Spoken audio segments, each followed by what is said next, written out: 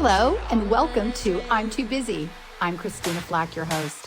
I'm a celebrity makeup artist and CEO with a passion for all things beauty, wellness, and success.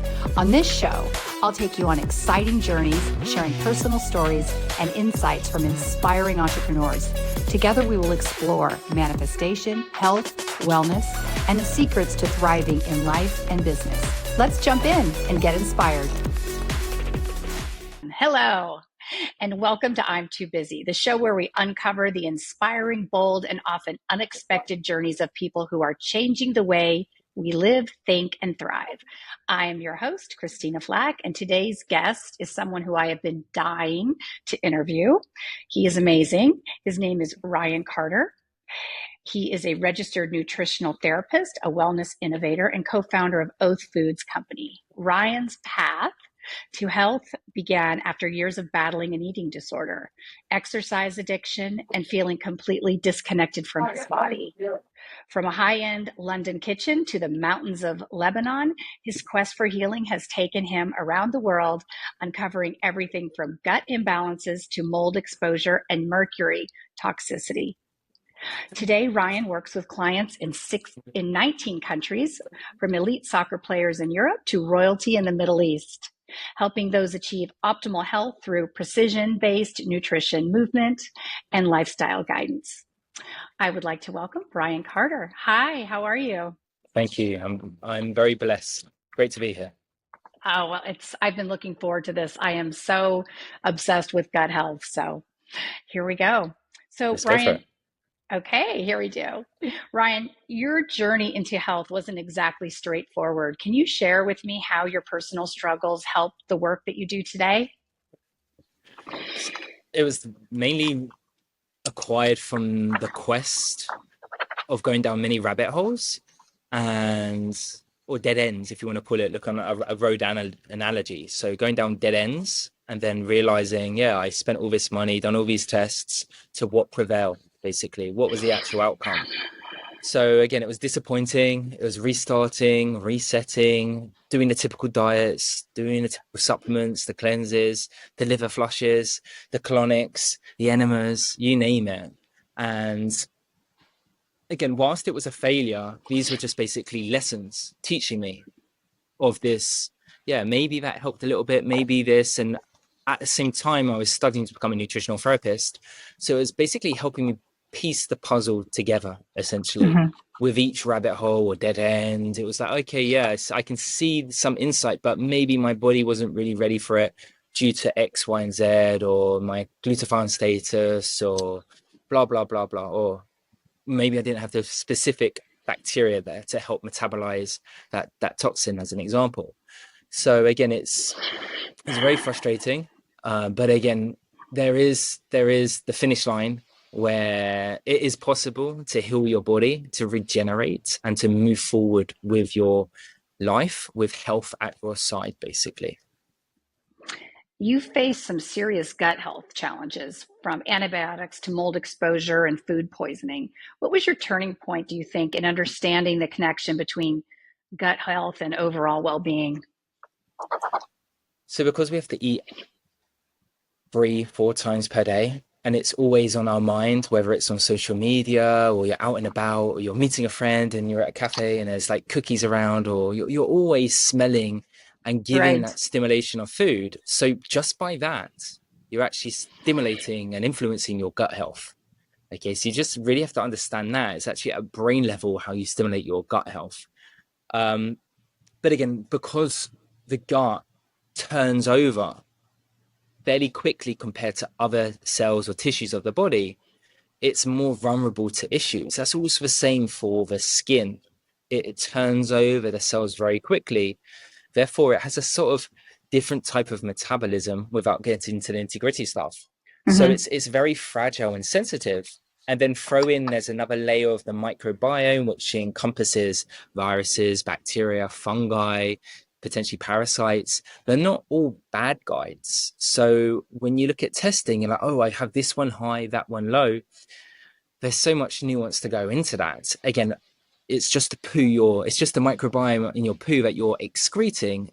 doesn't truly reflect what's really going in at the base foundational level at your microbiome. It's at the top soil level, sort of top layer level. Mm-hmm.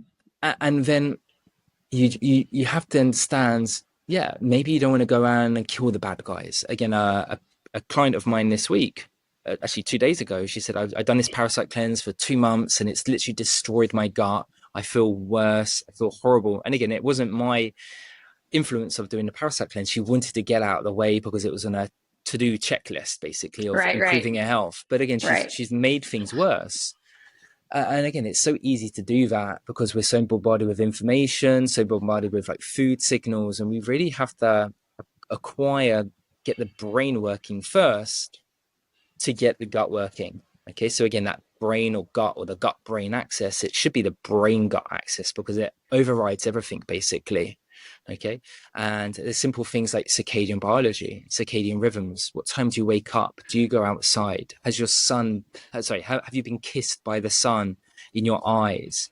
What time are you going to bed? Are you turning off the lights? Is there lights coming in into your bedroom from the street lights, as an example? Are you on your phone before bed? These are all influencing your gut health. It's just not in a direct associated way, such as eating a kiwi or eating butter because of the butyrate. It's very subtle, but again, it stacks up over time.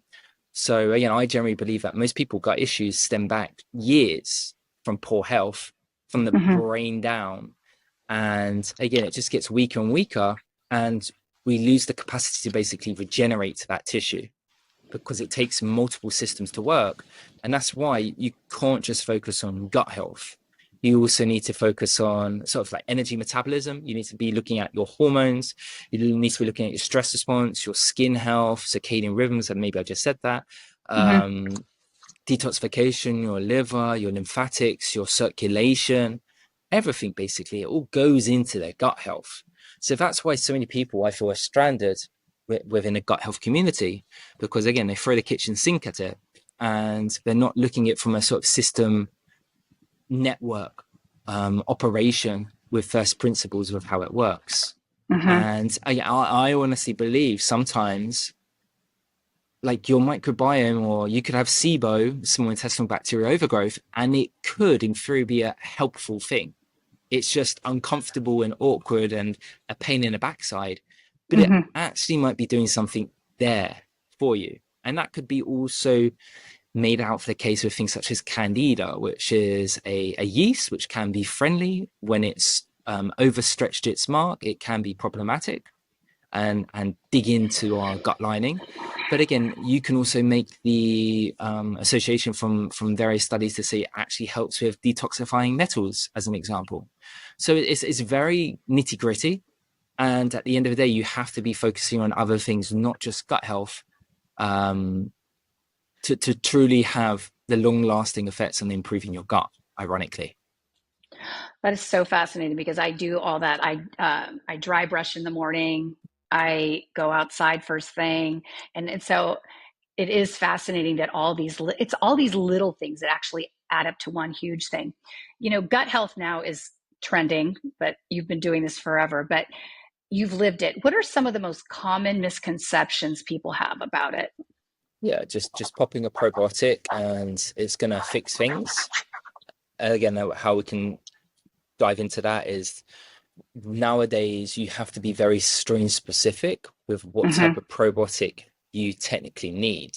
And again, I'm not like a expert in like the probiotic name and languages, Right, because again, it just takes up too much bandwidth for my brain and I just don't have it. right, But again, right. I understand the principles behind it. And again, it's written down in my study notes as an example. But again, you have to be strain specific with what you're trying to do. You can't just think, okay, this brand, this probiotic's got 8 strains. It's ticking the boxes with the lactobacillus, with the bifidobacterium. It's got some sexy names in there as well, and it's got some prebiotic fiber. Yeah, that's great, and it's 50 billion as well. So that's basically hit and hope. Okay, no, for someone who's got mold digestive issues, yeah, that might be enough. But someone who's been in the health circle for a number of years, it's really basically the expression would be pissing in the wind. Okay, so again, you're peeing and it's coming back on your face, basically, or Right, peeing right, back on you. right, Okay, so right. again, it's like you're trying to go like one step forward, but you're going two step backwards. And again, it's like I said previously, it's understanding the network organization of the human body. Everything requires energy. When there's energy missing, nothing moves forward and nothing is like flowing in a coherence. And that's Hmm. all about the human body. Ancestrally, like looking at Chinese medicine, yin yang, the body works in a flow state, and if there's no energy there, yeah, you're not gonna do well. And then you throw in antimicrobials, yeah, it's like you're going into battle, and you've got no troops, you've got no missiles, you've got no communication. It's just going to be a mess, basically. And again, that gets back to the situation of what that client shared. I'm going on a parasite cleanse, done it too long, and probably caused problems with our actual mucus. So just Hmm. a thin layer of mucus basically on their gut lining. And again, I'd say everyone wants to do what everyone else is doing. They want to follow the influence, what works for them. Because again, information's so readily available. You can listen to Huberman, and again, good information on a surface level. And again, you think, oh yeah, I know it all. Just need to do this, take the athletic greens, and do a little bit of fasting. Yeah, I mean, if you've got issues, that's unfortunately not enough. And you Hmm. do need to outsource health. So again, my breakthrough moment was actually working with not just one, but maybe a handful of like 6 or 7 practitioners, and moving Interesting. on from one of them, learning bits and pieces from them, and each one improving my health, but not enough to my liking. So that's why I basically like use it as a stepping stone. And then I found the last one who just was like, yeah, you're basically there. And then it was just myself putting the final pieces of optimization there, with understanding light, water, and magnetism, basically, of how the mitochondria works. So again, I mean, the point of the last one was just thinking that you can just do it by yourself. I would say, how much is your health worth to you? How much is it costing with your energy, with your precious moments in time, Right, inconveniences, your socialization? Oh, I can't go out to that restaurant because I don't want to be bloated and gassy in front of everyone, or again, I don't want my skin to flare. That's just inconvenience, and I don't think no one should live like that, basically. right. Because again, I believe, yeah, it can take some time, but improving your health is possible for everyone. How do you approach gut healing with your clients?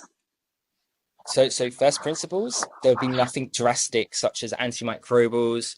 I personally don't go in with any testing, stool testing straight away, just because it's too messy, basically, to understand at that stage. Because Hmm. it's a bit like there's murky water.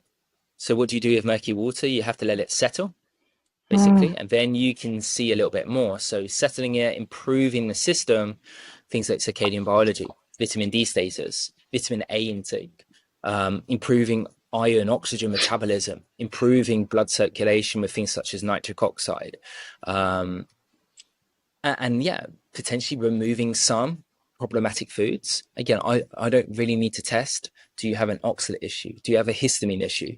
Do you have a SIBO issue? Again, for me, I don't believe you need to test for it. You can just, again, go on a low FODMAP diet, 2 months, see how you do, reduce oxalates down, not absolutely, reduce histamines down. And again, you're going in the right direction. And what you're doing is you're reducing the noise.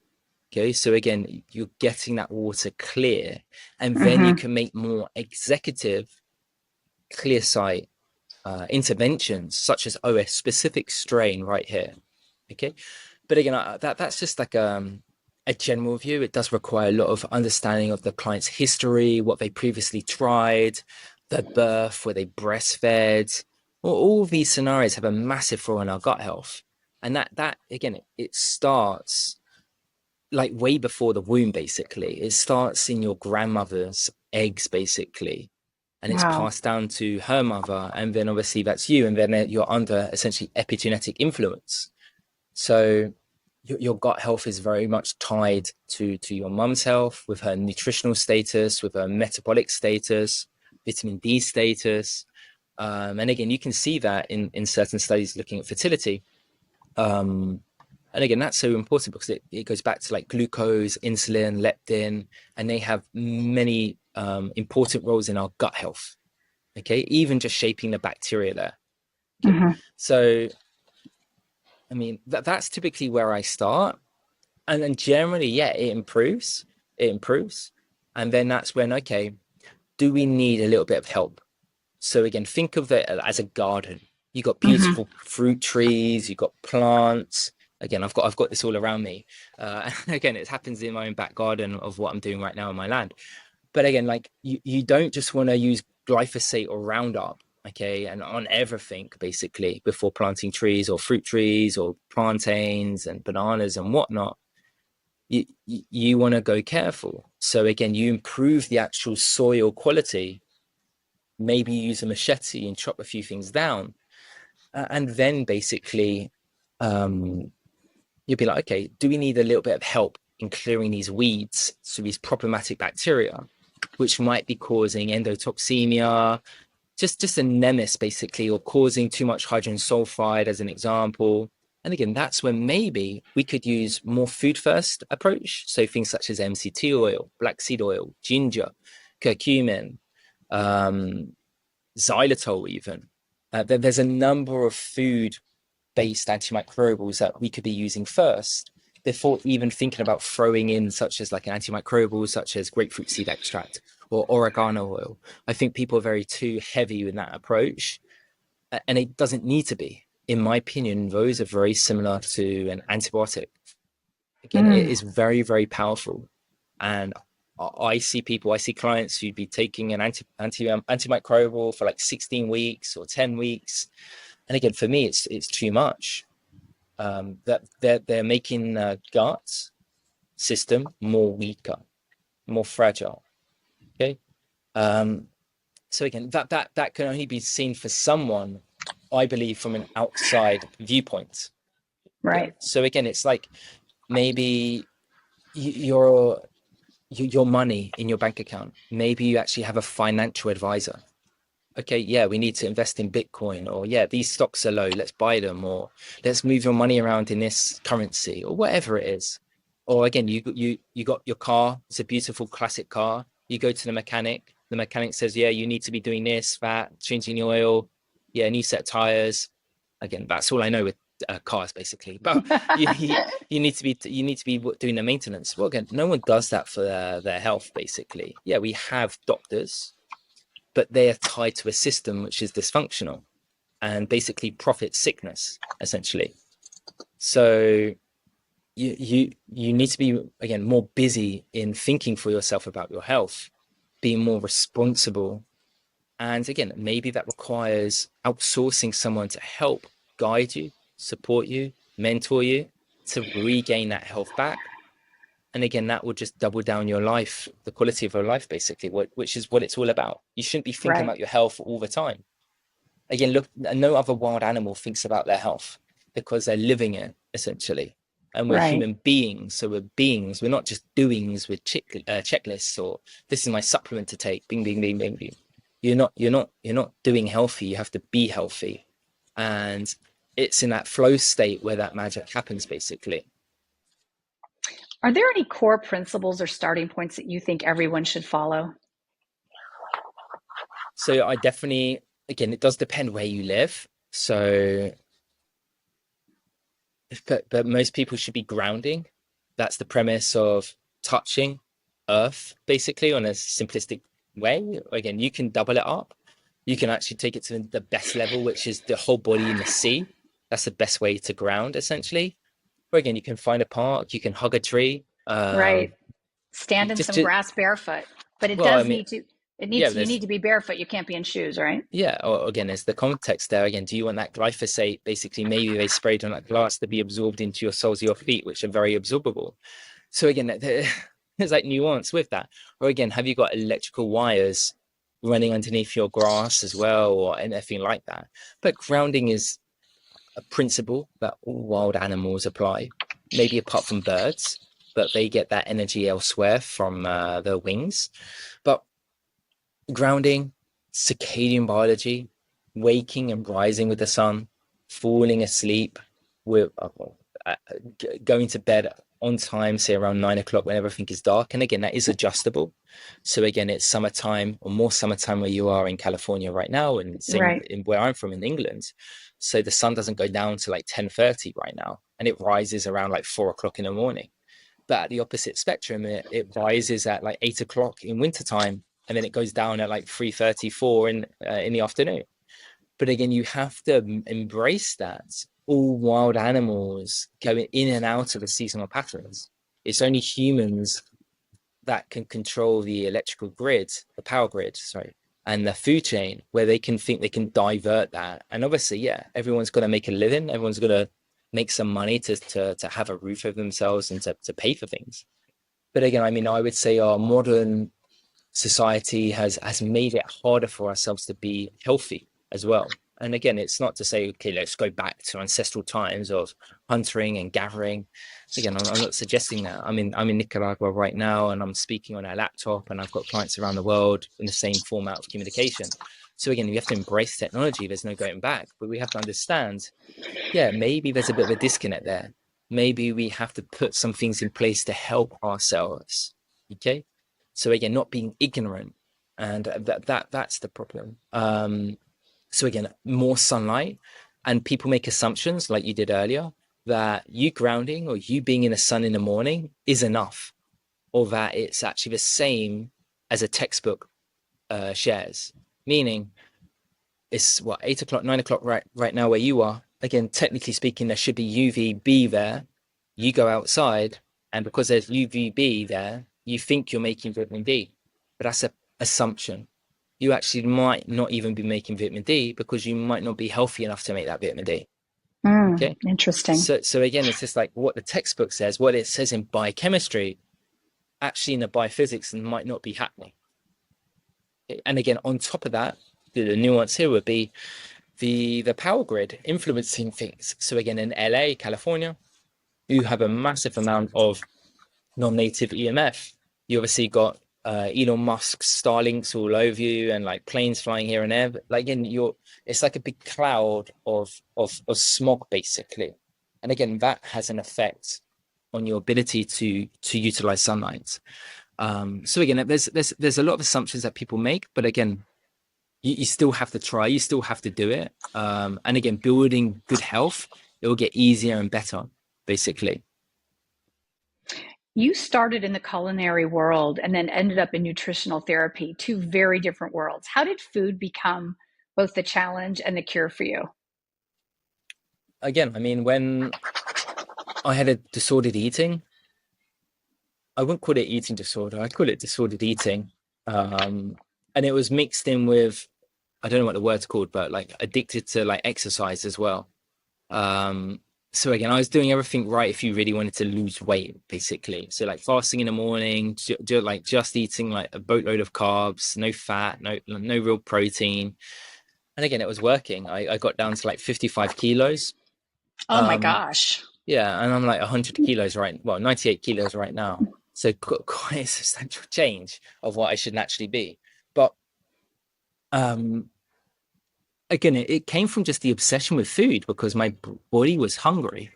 And I was like, oh, look, again, I've had enough of these like ready-made meals. I started actually watching cooking programs, culinary programs on TV, things such as like MasterChef or the again other cooking things basically. And it was like, wow, this is really interesting. And again, my mum always cooked homemade meals. I think it was only up to like the age of like 22 I took really a real interest in like cooking for myself, and it was also met at the same time of me leaving home and needing to cook for myself as well, or find food. um so again, it was sort of acquired that way. I started collecting recipe books. I also started on the weekend or my day off from work going to restaurants around London to taste different foods. And then yeah, I really got into like Italian food with pasta. And then as my nutritional knowledge was improving, I was like more focused on meats, a paleolithic diet, which quote Hmm. unquote nowadays is called the animal-based diet. But again, the paleo diet basically, or bulletproof diet back in the day. And there was more focus on like meat. And then I was just trying all different cuts of meat, cooking it. I was trying all different fish. I think there was 1 week I set myself a goal of just eating fish, and I ended up with like eating 55 different types of fish in 1 week. Wow. Yeah, but that was like an adventure, and then I was like, wow, I was kind of lost with myself at this time, and I was like, what can I do for a living? Cooking. I mean, I like to eat at restaurants. I like to see food, cook food. I got good knowledge of food, and then I basically just started working in the kitchen in.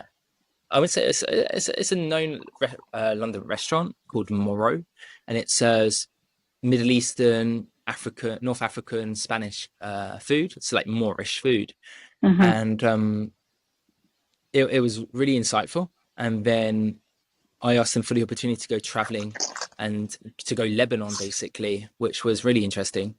They put me up with a restaurant there, so I experienced like their Lebanese food culture.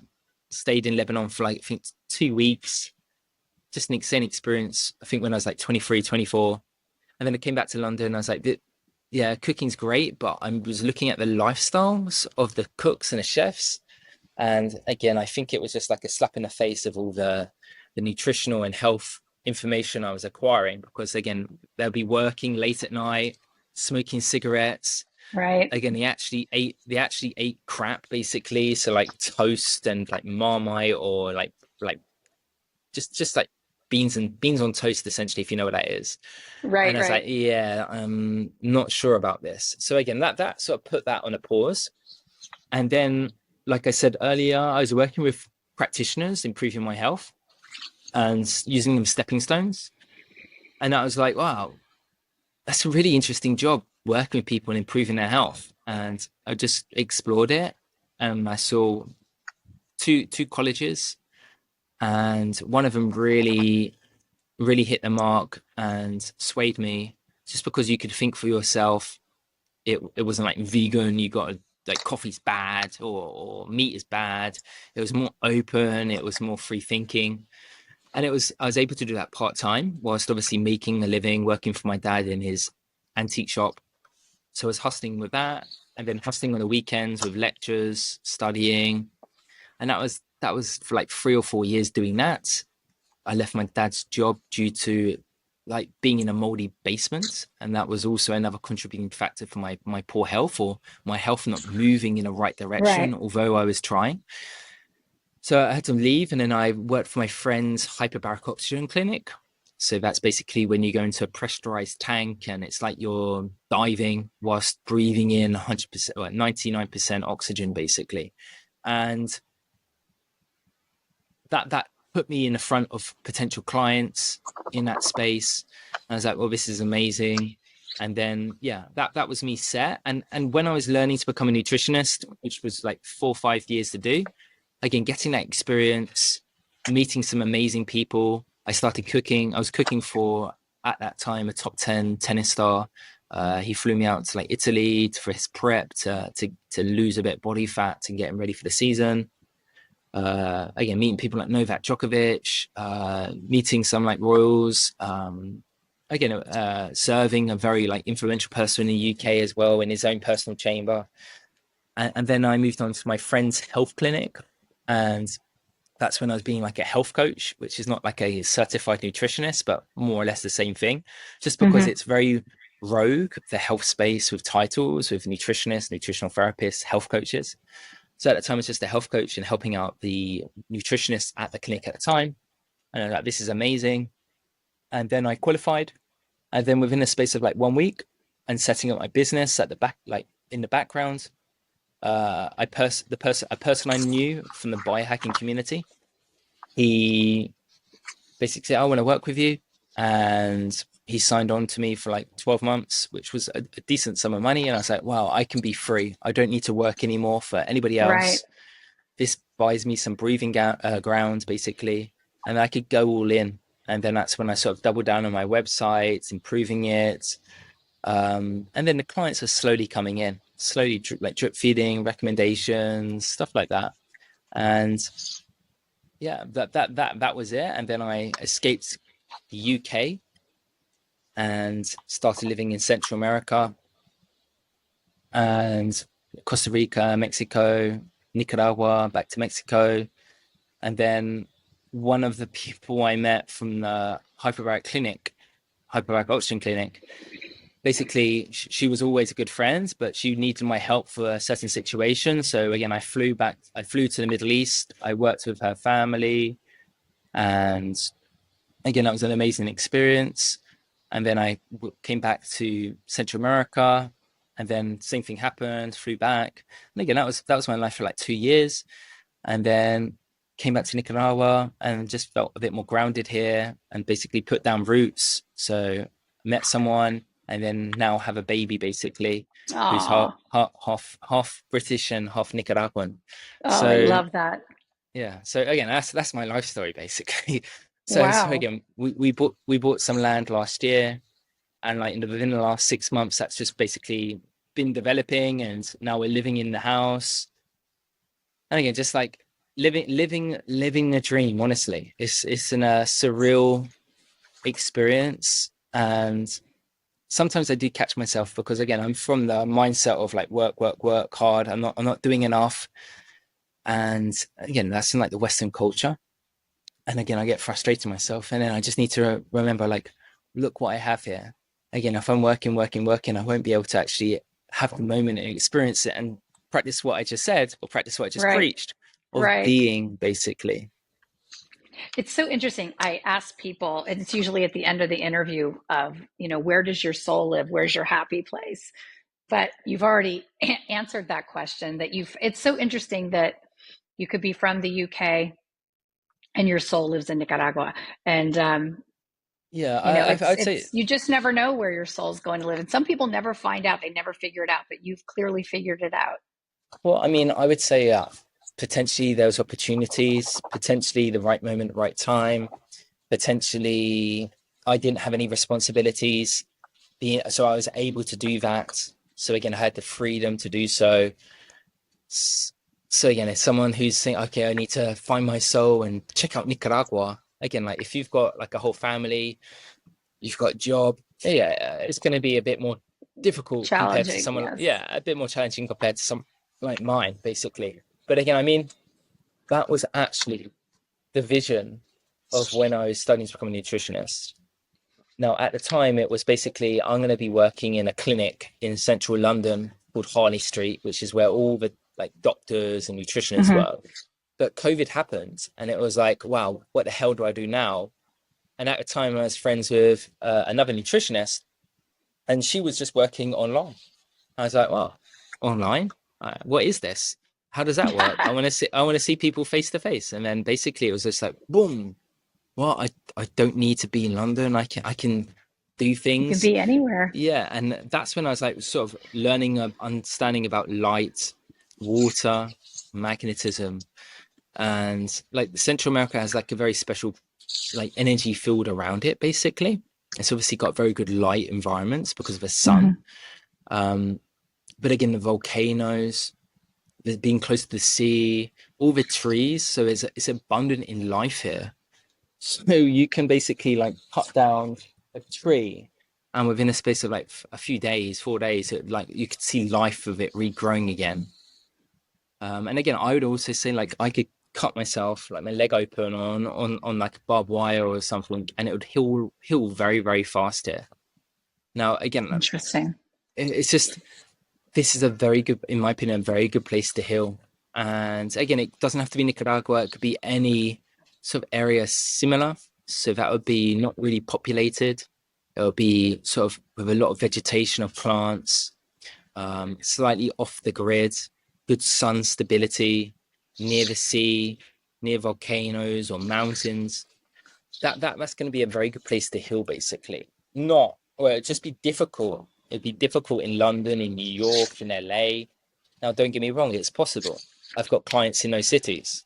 It's just you have to get more things dialed in. There's less, what's the word? There's less leanway. Hmm.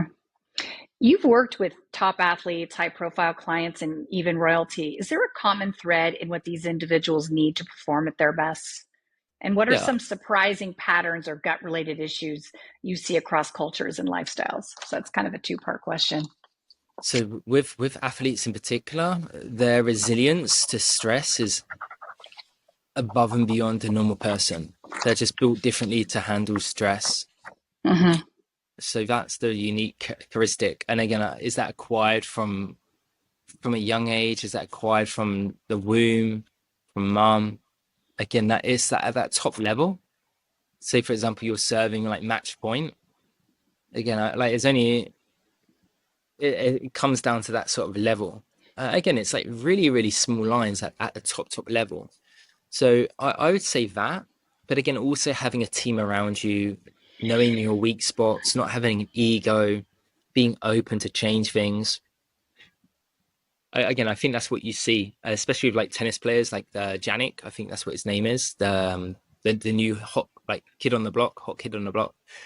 Again, he's just got unmatched like concentration, attention to detail, very similar to like Djokovic. And again, you can see the same background stuff with Djokovic basically in him. So again, it's just very interesting at that mindset level, basically, and their stress resilience. The Royals, yeah, I mean, it's probably a bit more challenging to work with them because they're sort of in a sort of luxury mindset, basically. But again, that doesn't mean there's a fault with that. It's just it is what it is. But again, the urgency and putting things in place, that's kind of easy to do because they have a team around them. They've got assistants, they've got everything like that. But to get them on board, to actually have a time to speak with them and for them to comprehend it's sometimes very challenging because they've got meetings, they've got commitments, the language sometimes, and again, just the customs essentially as well. So it can be challenging in terms of like the gut health. Generally, in the research from the athletic standpoint, it's typically the gut is also a weak link. So again, because the circulation is pumping things to the muscle, to the heart, and even the kidneys and maintaining the electrolyte status and stuff and the glucose. Again, the gut basically takes second fiddle. And that's when basically it can open a door to things such as leaky gut or intestinal permeability. And again, that's where you see people like marathon runners on the extreme end, like Paula Radcliffe, like basically pooing her pants basically whilst running. So again, I do think there is a need for athletes to have more consideration around their gut health. But like we said, it's not just the gut, it's understanding their system. But again, something as simple as this, as consuming watermelon, specifically the white pith of the watermelon, which is high in L-citrulline, that Mm-hmm. actually helps nitric oxide and actually secures or improves the blood flow to the gut, basically. So again, that's been shown combined with something like quercetin, which you can get in capers, which is like this small green bud that you throw in salads or like tuna salads or salmon Right. niçoise. Or again, it's found in onions and apples and stuff like that. But again, that those two would be a very powerful aid in terms of mitigating that. But again, I would say for the general public, who train pretty hard, I don't think they take their gut to that level where it's going to be opening up due to the damage and changes within the barrier, basically. Okay, but again, that would be a weak link for the athletes. Your company, the Oath Foods Company, takes a nose to tail approach rooted in ancestral nutrition. Why is this philosophy so important in today's wellness landscape, do you think?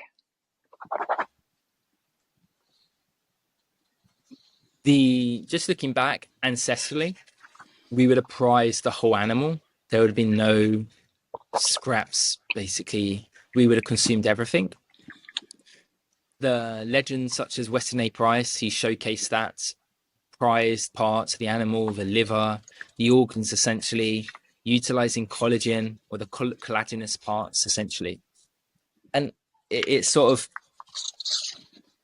the opposite in our modern landscape is things like chicken breast, beef fillet, 0% or 1% fat, ground beef.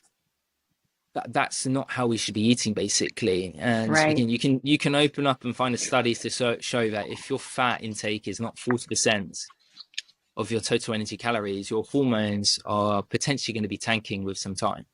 So again, it shows you yeah, we would have eaten a whole animal, because 40% fat of your total energy is quite a bit of fat.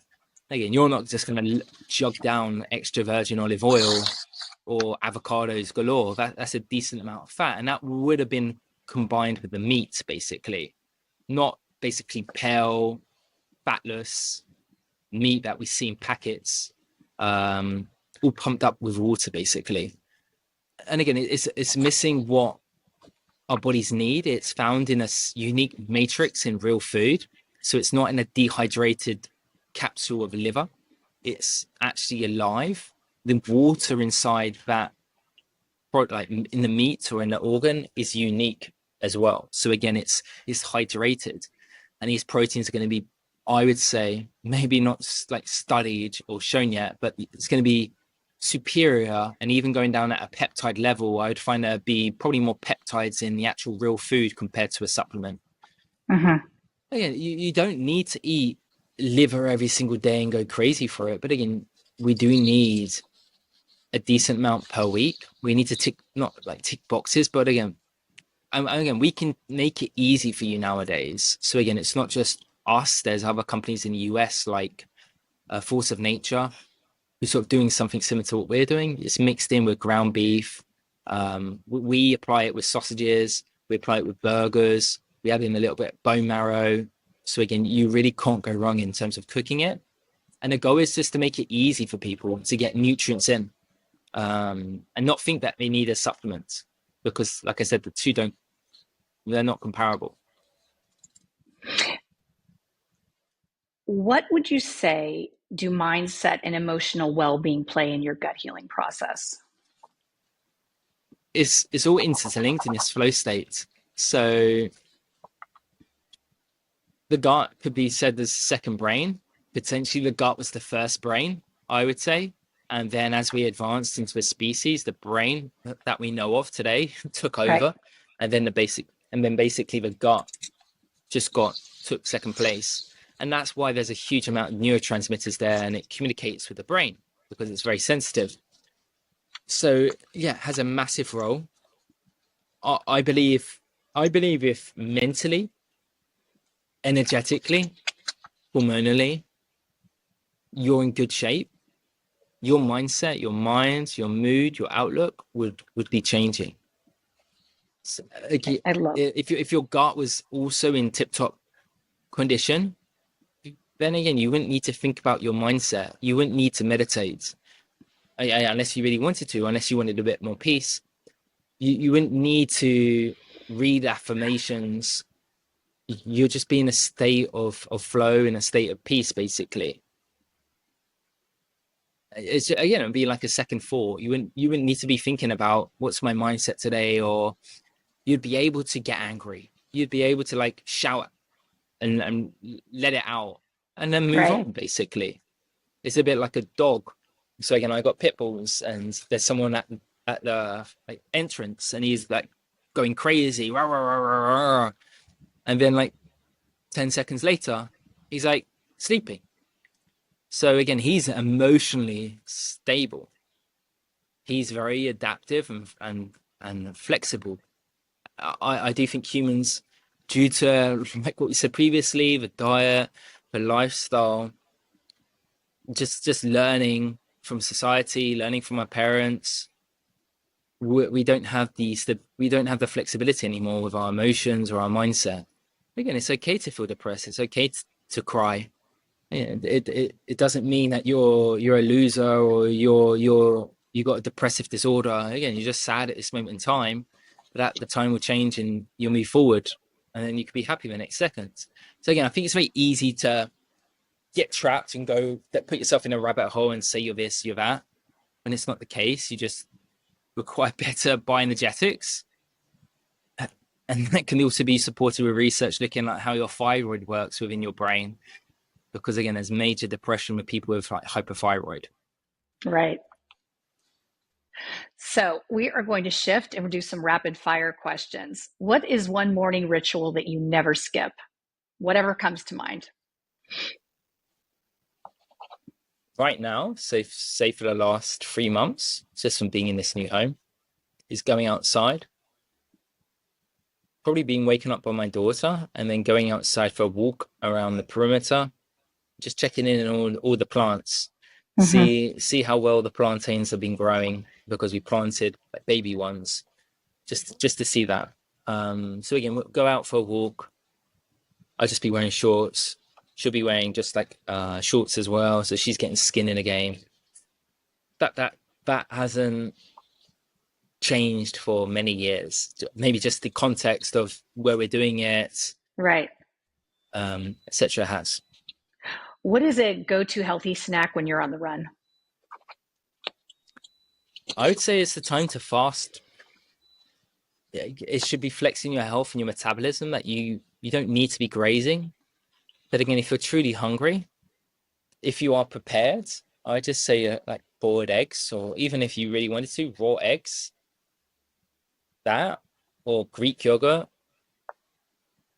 with a little bit of honey. Or again, if you're out at a restaurant, yeah, I mean, yeah, there's so many variations where you're going to find yourself. But I'd say if you're at a restaurant, again, this is a time to fast. Fasting gets a bad rep nowadays as being stressful or a problem, and women shouldn't do it because of their hormones. Again, that's just like utter nonsense. Sure, there's context, but everyone should be able to fast or be able to not eat for a few hours. Right. What's one food that you could eat every day for the rest of your life?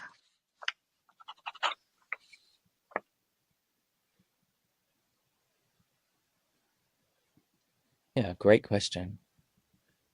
I don't typically eat the same food every day, so I'm thinking like, what food can I do this with?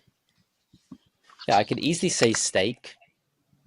I could probably say plantains. I honestly love plantains. Interesting. There's just something about them here. I don't know if it's the potassium because I'm in so much sunlight. The potassium magnesium's pretty decent in them, but my body craves them. Interesting. And again, they're not like fried in like crap. So again, there's like many ways you can do plantains. You can just boil them. You can bake them in the oven with a skin pierced. You can Right. throw them on the grill. You can like fry them a little bit. You can put them in a griddle pan. You can add obviously coconut butter to it as well. You can make it into a pancake with an egg. So I probably say pancake. Oh, sorry, pancakes. I'll probably say plantain. Pardon me.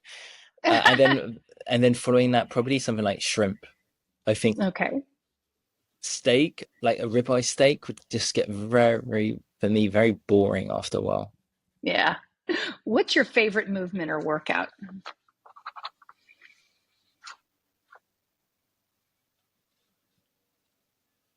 Again, for most people, just sprints. I think you don't need to do it every single day, but having the capacity of, again, I'm talking to you right now, but say, for example, someone was stealing my motorbike 100 meters away, I would have the capacity to sprint right now and catch them. Hmm. Sprinting is a very important trait and statement of your health. Do you have a song that instantly boosts your mood?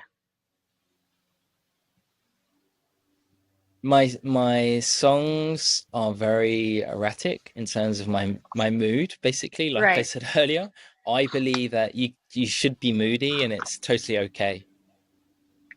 Um, not being like an arsehole mood, but like you go with the flow, and it would depend on the environment. Or again, even if I'm training, what do I really want? I do like a little bit of reggaeton when I work and study. I'd say. Well, I have a little bit of reggaeton on there. But the thing with that is my Spanish is not like 100% fluent. So the most of the words, I don't say most, but some of the words just basically go over me. So again, I'm not paying attention to the lyrics. So I'm listening just to the flow of them speaking and the beat basically. I like Afro beats as well. I don't know if you know what that is, but it's sort of Hmm. like Afro Caribbean, well, African basically Caribbean music, a bit like reggaeton, but a bit more friendlier. Um, but it'll be the old school reggaeton. It's not like the new Bad Bunny stuff and all that kind of crap. It's like the old school reggaeton and the Afro beats. It's much more mature and not like trashy, essentially. What is one word to describe your philosophy on health?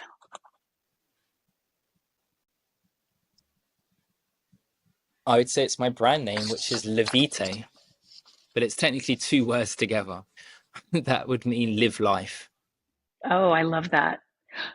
What is one food you miss eating that you wish wasn't bad for you?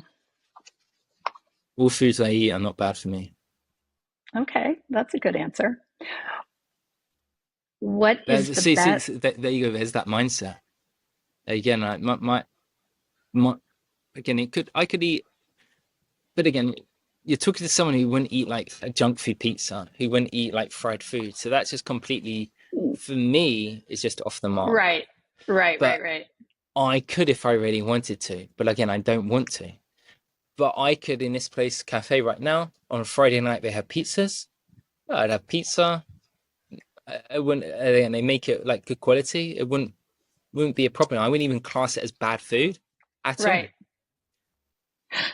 If you could have dinner with one historical figure, who would that be?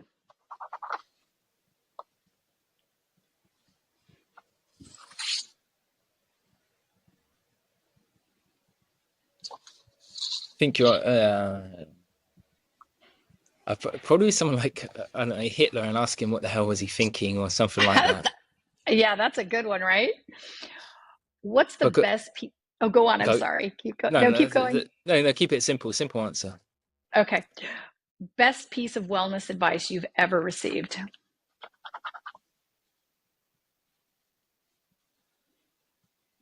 Yeah, I'd probably say it's for my dad, ironically. And he'll be like, it wasn't about health, it was about just like my Uh-huh. academics. So Yes. don't worry about what everybody else is doing. I just care about what you're doing and your results, and that's all that matters. I So love again, that. that applies to your health. Again, you shouldn't really care what like Paul Saladino's packing his suitcase because he's got a bit of a disordered eating and needs to eat 2 hours and show that he's eating coconut water and it's cool Right. that you can bring it on. Or again, like he's landed in Miami. Again, like you shouldn't live your life like that. That again, it sort of goes back of what I was dealing with disordered eating. If you really, honestly, if you really need to think about, oh shit, I'm going to Miami. I need to go to the supermarket, stock up. I got to find a Walmart. Let me see what someone else is eating and let me get it. I think that's kind of disordered. Now, again, there's context there. Again, you don't want to eat junk. You do need some organization. You do need to buy food, but at the same time, it's your energy is going into sort of that activity where shouldn't be caught up on that basically, and you're automatically thinking like that's bad. That's bad. I've got to get that grass fed or that raw stuff. And again, it's just that there's a bit of middle ground there, essentially. What is a dream travel destination for you right now? I'd say Madagascar Interesting. or the What? Philippines or the Philippines. So there's two Oh, there. have you been to But either of them? no, but No. Okay. it's a Not dream. yet. It's It's a the dream. dream. Okay. But I Cool. would probably presume it's sort of Madagascar is probably a little bit different to here, but Philippines is very similar to Nicaragua. I would believe. Yes. What would people be surprised to know about you?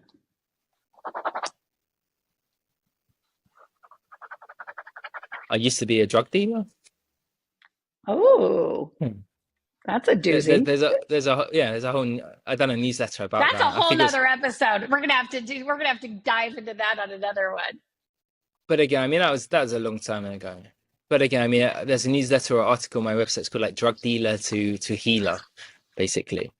But Wow. again, it's another thing. It's to be honest, I don't think about it much. I don't give it much energy. I don't bring it up. Again, it's like my disordered eating. I don't bring it up much. I don't play on it Hmm. because again, it's the past. Whilst Exactly. again, I don't regret it. I don't regret having disordered eating. It's who I am today. But again, I mean, it's just I see so many people like who feed on that and they use it as like a selling tactic and all that kind of spill. Hmm. I just don't like it because again, it's Right. creating your identity. I was that person. I am that person, and I'm so past that basically in Right. terms Right. of Right. who I am. Is there one supplement that you can't live without? I mean, I know that you don't really. Love them, but is there one that you think is essential? And the sun. But no, but seriously, I would say if your health, again, this ruffles people's feathers because they truly don't believe it. But if your health is as good as people think or say it is, you don't need nothing. Honestly, honestly, you don't need nothing. Now, that's if you've got good health, if you're in an amazing environment and stresses of your life and whatnot. And your And again, diet obviously, is, yeah, I yeah, was gonna say, and you yeah, eat well, you're getting those right, foods in, stuff like that. right. Now, if your health is not, so revamping the question would be like, what one supplement do most clients or people I feel need the most or can't live without? Yeah, again, like that would likely be just magnesium. But like I said, I don't take magnesium every day. I actually do have it in my suitcase or in a drawer. But I feel very intuitive like when I need that. And that Hmm. hugely connected to how much sun I've had the day. So again, Interesting. if I've had a lot of sun, I feel like and I worked out hard, I'd need more magnesium. Interesting. What have I not asked you today that you'd like to share? I think your questions have been spot on. Well, I mean, it'd be interesting to know your own gut journey and like see if I could add a little bit of context in there. Like if you have struggled, what have you done? But that's obviously if you're happy to share. Oh, of course. Well, I'm really health. I'm in my other world, I'm a celebrity makeup artist, and I'm always speaking about beauty from the inside out. Nutrition's incredibly important to me. I make this swamp juice every day. There's beet and broccoli and power greens and blueberry and turmeric. I mean, I have everything in it. Celery for anti-inflammatory, coconut water. So what else? You know what? My sleep has not been fantastic, and that's one thing. And I do take magnesium. That's one thing I would like to improve upon is my sleep. So, what would you suggest?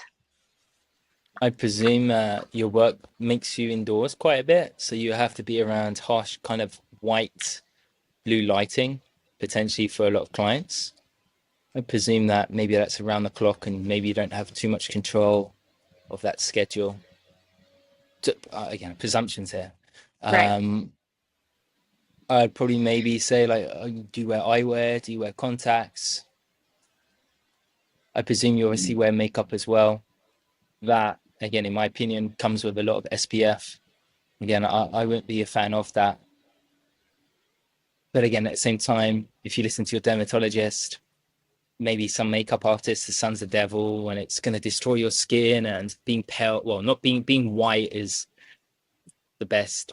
But again, I mean that's a big thing. And again, like you said earlier, how much sun are you going outside, but how much sun are you getting? What time? How much? How much skin are you exposing? Are you wearing eyewear? Are you wearing makeup when you do that? Yeah, I So get out every morning first thing. I mean, first thing when I wake up, I go outside, look up at well, it's usually kind of dark when I wake up, and even when I'm inside, if I'm in my office working, I have the window wide open and I get out as much. I love to be outside. I think it is changes everything. I take my dog for a walk a few times a day. So, I mean, after this, I'm going paddleboarding up in Guerneville. So I'm amazing. gonna be out in this. I need a day to like slow Sounds things like an down. yeah. But paddleboarding is not slowing it down, is it? It's a pretty big workout. It kind of is, but it's relaxing. It's just, I just need to get away from my other world a little bit today. So Got I you. love that.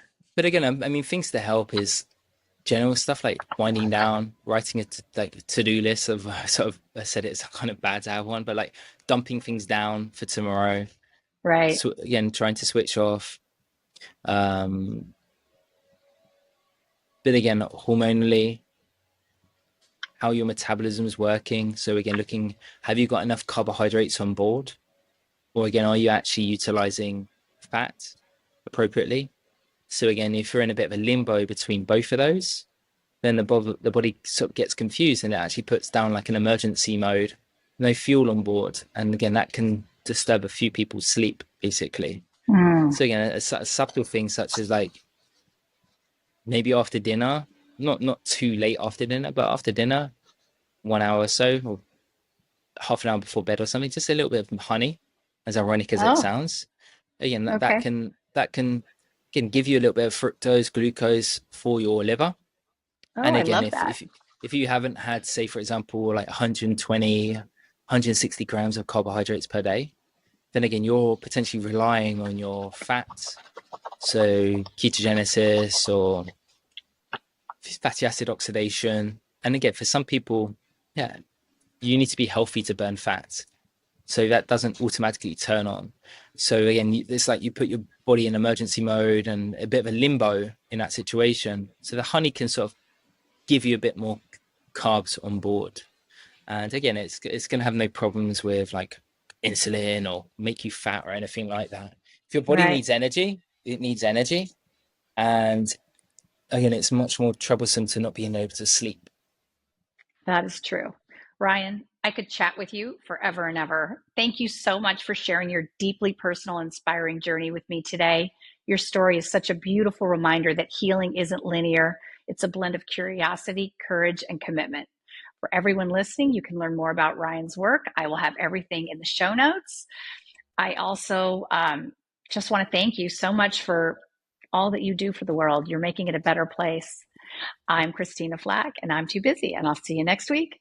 Take care. You know, it's so funny. My husband, he passed away 7 years ago, but he was a professional tennis player. And Really? yes, he was number one in the world playing doubles, won Wimbledon, Davis Cup. His name was Ken Flach. And so it was just interesting hearing about your working with a tennis player because I know all those guys. Yeah, So I mean, their schedule is literally what destroys them, basically. totally. And they are their their activity, like their physical activity capacity is insane. It's probably the most Yeah, demanding sport I think there is because again, their ball hand coordination, the agility, the stamina, the strength, the power right. is again that I think I don't remember like tennis back in the day, but I'd say it's probably got even higher standards than it was back in the day. Maybe there's like I don't know, these players nowadays are making shots that back in the day no one could because of their shoes or That's true. how things are done nowadays, basically. A bit Right, like that's true. football. The flexibility and everything. They're doing Yeah, yoga and Pilates. My sons are trying to turn pro as golfers, and you know, they do yoga and Pilates. My husband didn't do that. He did stretch a lot, but it is completely different. Um, but but thank it's you the so much for being on today. It was so kind, and I wish you and your lovely wife and your baby all the love in the world. thank you.